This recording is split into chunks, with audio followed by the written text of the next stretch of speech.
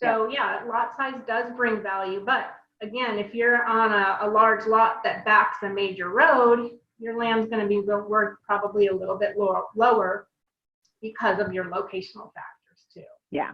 Yeah. And that brings up a good point of when you do back up to either a really nice something, a golf course, a green belt, a park, a preserve versus, or some water, or, that can bring money.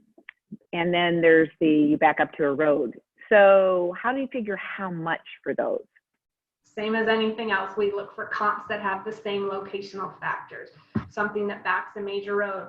Again, another reason to travel, to find a comp that's got similar locational factors. High power, high tension power lines that run through Gilbert and Mesa. Those are another factor where you've really got to find a comp that's got something similar. Traffic, tension lines, somewhere around $10,000 is a very general number, but probably a common adjustment for things like that in a typical neighborhood. So folks that, let's say when they bought the home, builders put a high premium on the lots.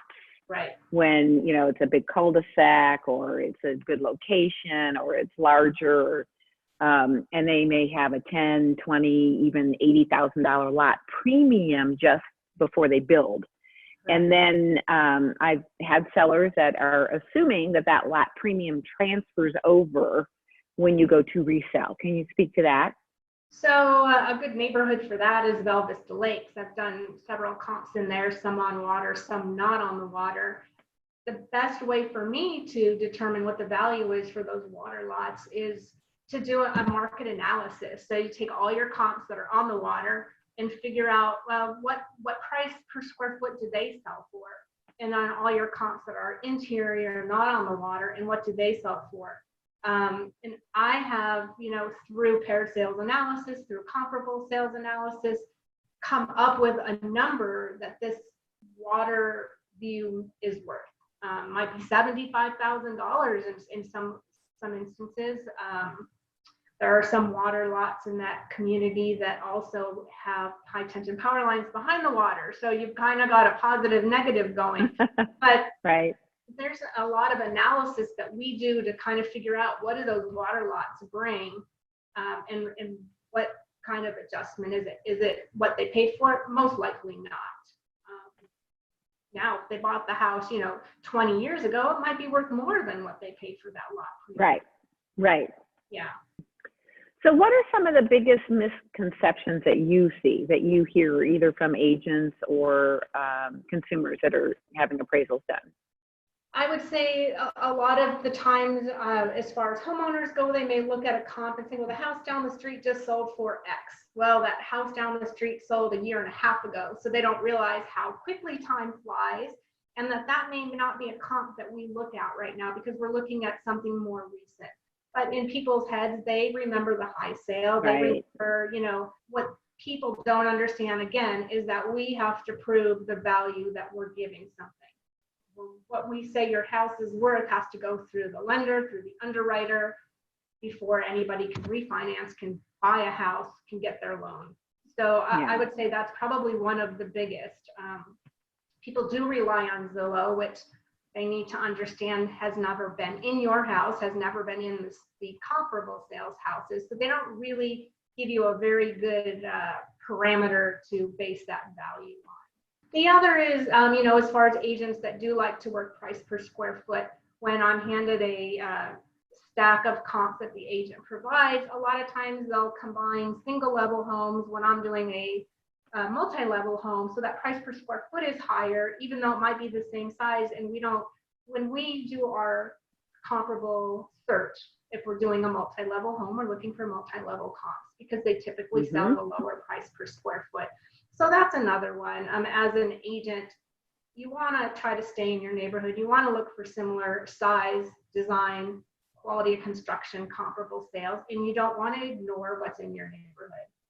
In Arizona, there's a significant difference for single story. And then certainly, with our winter visitors and our older retiree population, that's a very, very desirable thing.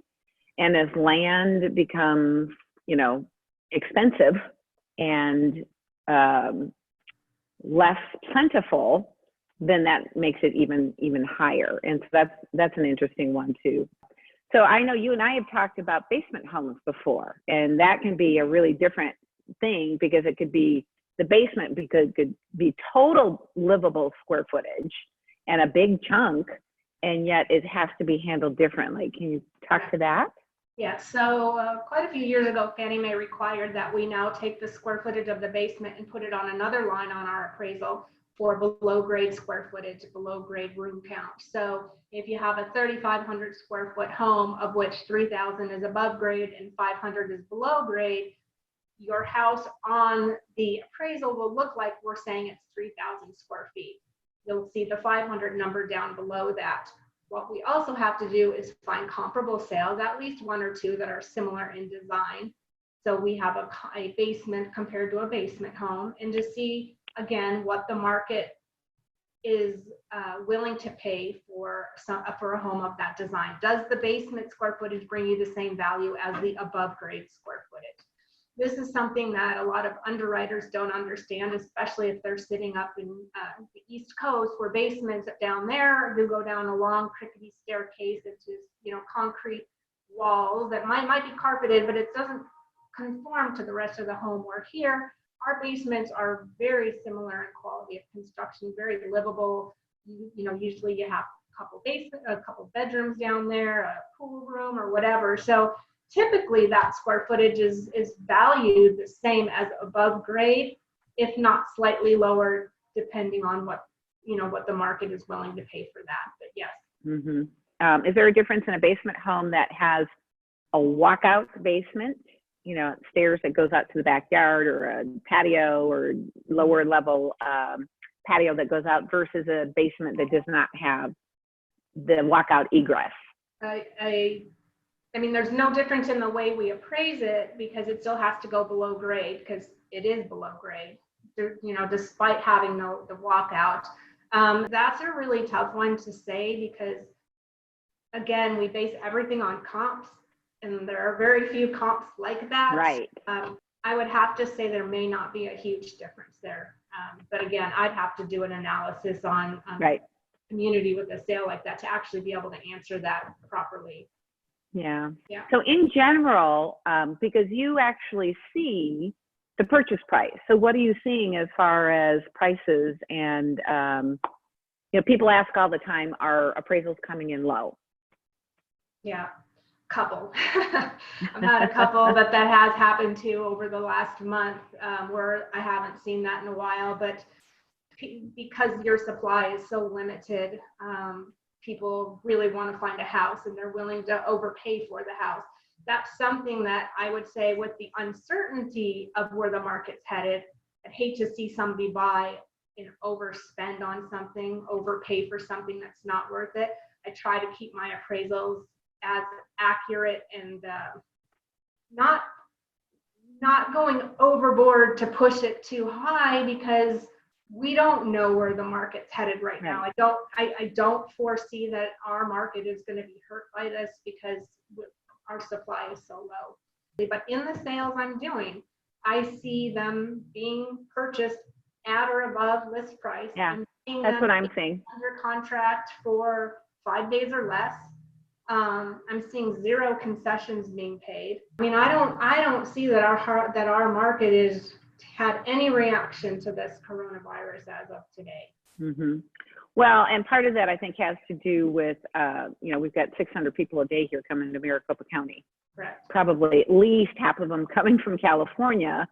And, our cost of living, the affordability factor is so high compared to some other areas in the country. So yeah, it'll be interesting to see what it's like going forward. Absolutely. Yeah. So what else would you share? We've gone through some of the common ones, and you've answered some really good questions, which we appreciate. I guess I would share, as an agent, if you are selling a home and that home sold fast and that home sold above list price, you want to really have your backup information for the appraiser. The few that I've had that have been sold above, man, I've gotten packets from agents, you know, and I've had more agent contact lately than I've seen in probably the last 10 years, because everybody knows we're at the top of the market right now with these prices, and we really want to get this through. So really do your homework and really provide the appraiser with the most information you can. Here are the comps I use. Here's what the sellers have done to their property. Here's how many offers we've had. Here's how many offers we had that were above list price. We had 50 showings in the first weekend. You know, all that information is helpful, because if we're pushing that to try to, you know, I'm going to do my darndest to try to prove that this is worth what these people want to pay for it. I've got to tell my story to the underwriter, and all your stories help me. They help me to explain, hey, and I put that right in my report. You know, the subject sold for $250 after listing at $245 with, you know, after 1 day on the market, multiple offers were received above list price. Right. It's helpful. Did they ever make you substantiate that? As far as proving what the offers were, and I have never been asked to do that. I've had some agents that will make me a copy of the first page of every offer.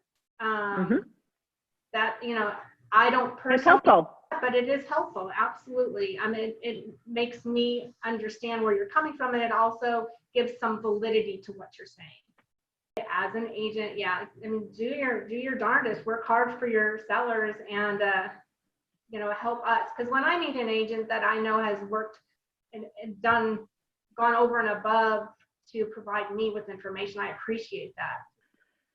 Well, really good information, Natalie. We appreciate all the work you're doing, especially as busy as it is, and helping people get from where they are to where they're trying to go, even amidst all of this.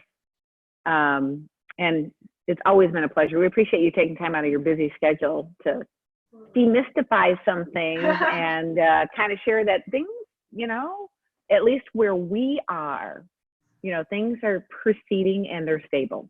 Absolutely. I'm happy to help. All right. Thanks so much, Natalie. You're welcome. Have a great day. You too.